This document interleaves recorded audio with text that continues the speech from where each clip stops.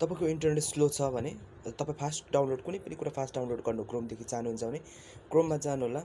क्रोममा गइसकेपछि तपाईँले यहाँनिर ट्याप गर्नुहोस्, क्रोम लेख्नु होला। यहाँ अगाडि कोलम स्ल्यास दुईटा फ्ल्याक्स यो टाइप गर्नुहोस्, यसलाई क्लिक गर्नुहोस्, गर्नुहोला। यहाँ प्यारालल सर्च गर्नुहोला।